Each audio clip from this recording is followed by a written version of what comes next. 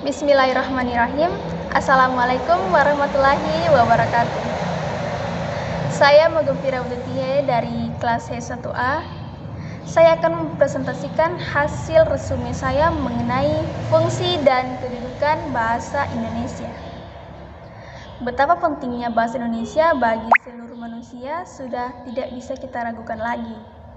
Bahasa Indonesia merupakan bahasa yang digunakan sebagai alat atau media berkomunikasi sekaligus sebagai bahasa resmi negara Republik Indonesia. Dalam literatur bahasa, para ahli umumnya merumuskan fungsi bahasa bagi setiap orang ke dalam 4 hal, yaitu sebagai alat atau media berkomunikasi, yang kedua sebagai ekspresi diri, yang ketiga sebagai integrasi dan adaptasi sosial, yang keempat sebagai kontrol sosial. Kedudukan bahasa Indonesia bagi bangsa sangatlah penting. Bahasa Indonesia memiliki kedudukan sebagai bahasa nasional dan sebagai bahasa negara.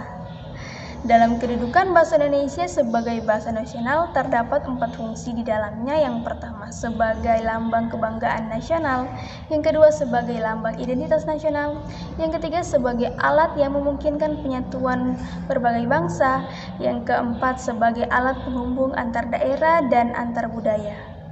Dan dalam kedudukan bahasa Indonesia sebagai bahasa negara, terdapat 4 fungsi juga di dalamnya. Yang pertama sebagai bahasa resmi kenegaraan, yang kedua sebagai bahasa pengantar dalam dunia pendidikan, yang ketiga sebagai alat penghubungan antar tingkat nasional, yang keempat sebagai alat pengembangan kebudayaan, ilmu pengetahuan, dan teknologi.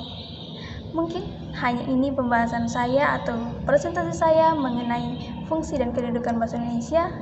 Kurang lebih dan kekurangan dalam video ini saya mohon maaf.